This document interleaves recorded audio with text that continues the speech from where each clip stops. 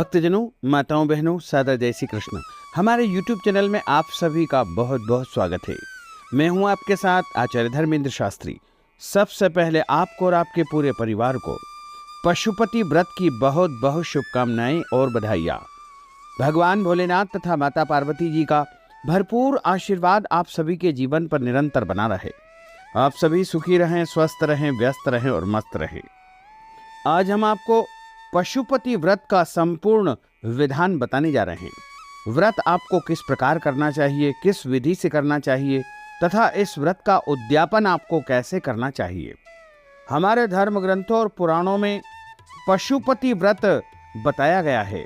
पशुपति व्रत भगवान शिव को समर्पित है। यह व्रत सोमवार और प्रदोष व्रत की तरह किया जाता है। शास्त्रों के अनुसार इस व्रत को रखने से व्यक्ति की समस्त मनोकामनाएं जल्द ही पूर्ण हो जाती है तथा सुखी वैवाहिक जीवन उसका बना रहता है और जीवन के सभी कष्ट और संकट उसके नष्ट हो जाते हैं। यह व्रत सोमवार के दिन कभी भी शुरू किया जा सकता है। आज हम आपको इस वीडियो के माध्यम से बताएंगे कि पशुपति व्रत कब करें, कैसे करना चाहिए, इसकी पूजा विधि क्या रहेगी, नियम क्या रहेगा और इस व्रत का उद्यापन कब करना चाहिए। इन सभी बातों को आपको विस्तार पूर्वक हम आपको बताने जा रहे हैं। आपसे अनुरोध है कि इस वीडियो को अंत तक जरूर देखें और देखने के बाद अधिक से अधिक लोगों को शेयर भी करें। हमारे पुराणों में बताया हुआ है कि पशुपति व्रत किसी भी महीने के किसी भी पक्ष अर्थात शुक्ल पक्ष या कृष्ण पक्ष में किया जा सकता है। इसके लिए कोई महीना या पक्ष निर्धारित नहीं किया गया है। हालांकि यह ध्यान रखें कि इसका शुरुआत का दिन सोमवार ही होना चाहिए, यानी सोमवार के दिन ही इस व्रत का आरंभ करना चाहिए। पौराणिक कथाओं के अनुसार यह व्रत बहुत ही प्रभावशाली माना गया है। कहते हैं कि इस व्रत के प्रभाव से मनुष्य के हर तरह के दुख व परेशानियों से उसे छुटकारा मिलता है। शास्त्रों के अनुसार इस व्रत को 5 सोमवार नियमित रूप से करना चाहिए और 5 सोमवार से ही आपकी प्रत्येक मनोकामनाएं पूर्ण हो जाएगी। प्रत्येक व्रत की तरह इस व्रत के भी कुछ नियम होते हैं। पहले व्रत के दिन व्रती को अपने बाल धो करके इस व्रत का आरंभ करना चाहिए। स्नान करने के बाद शुद्ध और पवित्र वस्त्र धारण करें। ध्यान रखें, इस व्रत करने वाले को काले कपड़े बिल्कुल नहीं पहनना चाहिए। इस दिन पूरी तरह से पवित्र होना चाहिए। वैसे तो सुबह आप जाकर के पहले पूजन करें। यदि सुबह मंदिर नहीं जाएं तो शाम के समय मंदिर में जाकर के पूजा कर सकते हैं। इस व्रत में शाम की पूजा का विशेष महत्व होता है। व्रत वाले दिन व्रती को दिन में सोना नहीं चाहिए। इस व्रत में दोनों समय आप चाहें तो फलाहार कर सकते हैं, लेकिन भोजन इसमें नहीं किया जाता है।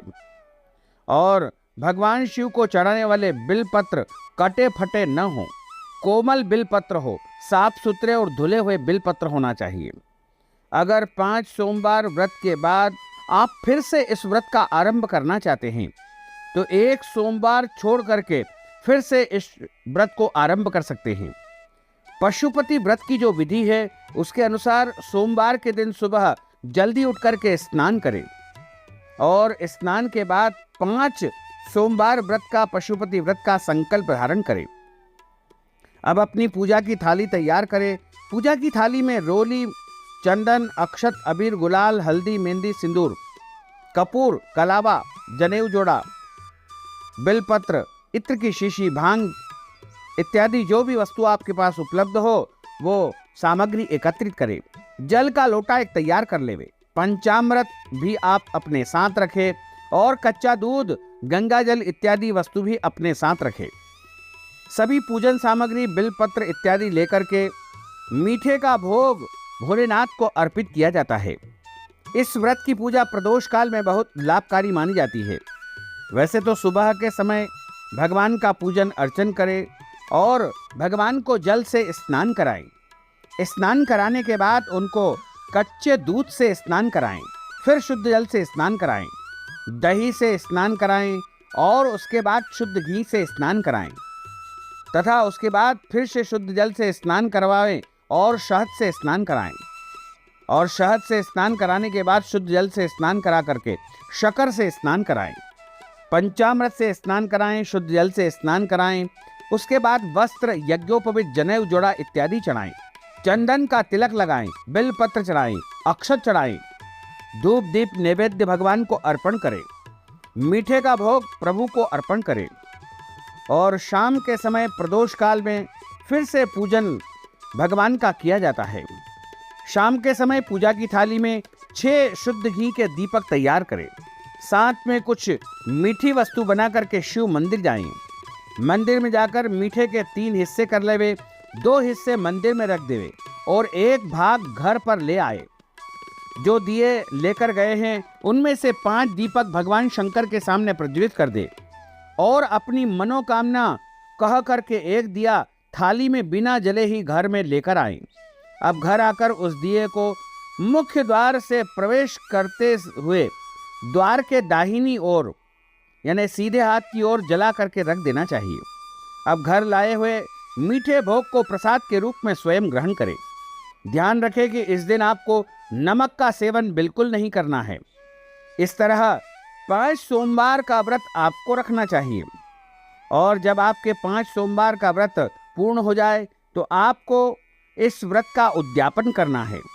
इस व्रत का उद्यापन के लिए 4 सोमवार उसी विधि से करने के बाद 5वें सोमवार के दिन उसी विधि से पूजा करें। अब एक जटा वाला नारियल लेकर के अपनी मनोकामना ध्यान करते हुए उस पर 7 बार मोली यानी रक्षा सूत्र लपेट लेवे। अब पूजा की थाली में ये नारियल, 6 घी के दीपक, मीठी वस्तु और 108 बिलपत्र भगवान शिव के मंदिर में ले जा करके नारियल के साथ भगवान शिव जी को अर्पण करें और शिव मंत्रों का जाप करते हुए ओम नमः शिवाय या श्री शिवाय नमस्तुभ्यम का जाप करते हुए 108 बिलपत्रों को भगवान महादेव को अर्पित कर देवे। घर आकर के 1 दिया मुख्य द्वार पर दाहिनी ओर लगाए। प्रसाद के मीठे को घर आकर स्वयं ग्रहण कर लेवे। उद्यापन के दिन सामर्थ्य के अनुसार ब्राह्मण को या जरूरतमंद व्यक्ति को दान पुण्य करना चाहिए।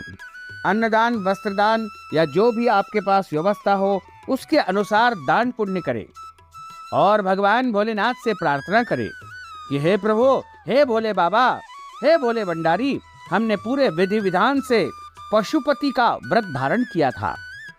हमने आपकी सेवा की, पूजा की। हमारी पूजा एवं सेवा में किसी भी प्रकार की कोई गलती हो गई हो तो आप क्षमा कर देना और हमारे जीवन की जो भी इच्छाएं हैं, मनोकामनाएं हैं, वो जरूर आप पूरी कर देना। इस प्रकार से प्रभु से प्रार्थना करके इस व्रत को प्रभु को अर्पण करना चाहिए। यदि आप पूरी श्रद्धा एवं भक्ति के साथ भगवान के इस व्रत को करोगे तो निश्चय ही आपकी मनोकामनाएं पूर्ण हो जाएगी। तो भक्तजनों, माताओं, बहनों, आप सभी से अनुरोध है कि इस ज्ञानवर्धक वीडियो को अधिक से अधिक लोगों को शेयर करिएगा, लाइक करिएगा, कमेंट करिएगा और यदि अभी तक आपने सब्सक्राइब नहीं किया है तो अभी और इसी समय सब्सक्राइब अवश्य कर लीजिए। आपको और आपके पूरे परिवार को सादर जय श्री कृष्ण, सादर धन्यवाद।